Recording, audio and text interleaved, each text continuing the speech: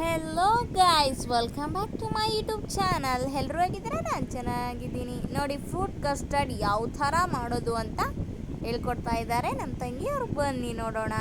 ನನ್ನ ತವ್ರ ಮನೆಯಲ್ಲಿ ಆಗಿದಂಥ ಸ್ವೀಟ್ ರೆಸಿಪಿ ನಿಮ್ಮ ಮುಂದೆ ಶೇರ್ ಮಾಡ್ತಾ ಇದ್ದೀನಿ. ನಮ್ಮ ತಂಗಿ ರೆಸಿಪೀಸ್ ಗಾಯ್ಸ್ ಇದು. ನೋಡಿ, ನಾವು 1/2 ಲೀಟರ್ ಹಾಲು ತೊಗೊಂಡಿದ್ದೇವೆ. ಒಂದು ಪಾತ್ರೆ ಇಟ್ಟು ಆ ಪಾತ್ರೆಯೊಳಗೆ ಹಾಕಿ ನಂತರ ನಾವು ಈ ಕಪ್ಲಿಂದ 1 ಕಪ್ ಶುಗರ್ ಆ್ಯಡ್ ಮಾಡಿದ್ದೇವೆ ಫ್ರೆಂಡ್ಸ್. ಚೆನ್ನಾಗಿ ಇದು ಹಾಲಲ್ಲಿ ಸಕ್ಕರೆ ಕರಗುವವರೆಗೂ ಚೆನ್ನಾಗಿ ಮಿಕ್ಸ್ ಮಾಡಬೇಕು. ನೋಡಿ, ಈ ಥರ ಚೆನ್ನಾಗಿ ಮಿಕ್ಸ್ ಮಾಡಬೇಕು. ನಂತರ ನಾವೀಗ ಕಸ್ಟರ್ಡ್ನ ಮಿಕ್ಸ್ ಮಾಡೋಣ. ಬನ್ನಿ ಫ್ರೆಂಡ್ಸ್. ನೋಡಿ, ನಾವು ಈ ಸ್ಪೂನಿಂದ 3 ಸ್ಪೂನ್ ಕಸ್ಟರ್ಡ್ ಪೌಡ್ರ್ ತೊಗೊಂಡಿದ್ದೇವೆ. ಯಾವುದು ಅಂದರೆ ವೆನಿಲಾ ಕಸ್ಟರ್ಡ್ ಪೌಡರ್. ನಿಮ್ಮ ಕ್ವಾಂಟಿಟಿ ಪ್ರಕಾರ ನಮಗೆ 3 ಸ್ಪೂನ್ ಸಾಕಾಗಿದೆ. ನಂತರ ನೋಡಿ, ಇದೆಲ್ಲ ಹಾಲೆಲ್ಲ ಸಕ್ಕರೆ ಒಳಗೆ ಕರೆದಿದೆ. ಈಗ ಸಕ್ಕರೆ ಅಲ್ಲಿ ಕರೆದಿದೆ. ನಂತರ ನಾವೀಗ ವೆನಿಲಾ ಪೌಡರ್ನ ಮಿಕ್ಸ್ ಮಾಡೋಣ. ಬನ್ನಿ. ನೋಡಿ, ನಾವೀಗ ಹಸಿ ಹಾಲು ತೊಗೊಂಡಿದ್ದೇವೆ.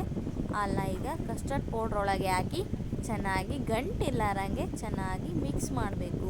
ನೋಡಿ ಫ್ರೆಂಡ್ಸ್, ಇಷ್ಟ ಆದರೆ ಒಂದು ಲೈಕ್ ಮಾಡಿ, ಶೇರ್ ಮಾಡಿ, ಕಮೆಂಟ್ ಮಾಡಿ, ಹಾಗೆ ಸಬ್ಸ್ಕ್ರೈಬ್ ಮಾಡಿ ವಿಡಿಯೋ ನೋಡಿ. ಹಾಗೆ ನೀವು ಸಪೋರ್ಟ್ ಮಾಡಿಲ್ಲ ಅಂದರೆ ಹೇಗೆ ಗೈಸ್? ಸಪೋರ್ಟ್ ಮಾಡಿ ಗೈಸ್, ನಮಗೂ ಸಪೋರ್ಟ್ ಮಾಡಿ. ನೋಡಿ, ಈ ಥರ ಆದರೆ ಸಾಕು. ನೋಡಿ, ಈ ಥರ ಆದರೆ ಸಾಕು ಫ್ರೆಂಡ್ಸ್. ಬರೀ ಈಗ ಇದಕ್ಕೆ ಸ್ವಲ್ಪ ಇಲಾಚಿ ಪೌಡರ್ ಹಾಕ್ತಾಯಿದ್ದೀವಿ ಹಾಲೊಳಗೆ. ಈಗ ನೋಡಿ, ಈಗ ಸಕ್ಕರೆ ಎಲ್ಲ ಕರಗಿದೆ. ಈಗ ಚೆನ್ನಾಗಿ ಮಿಕ್ಸ್ ಮಾಡೋಣ. ನೋಡಿ, ಎಷ್ಟು ಗಮ್ ಅಂತ ಬರ್ತಾಯಿತ್ತು ಫ್ರೆಂಡ್ಸ್ ಇಲಾಚಿ ಸ್ಮೆಲ್ಲು.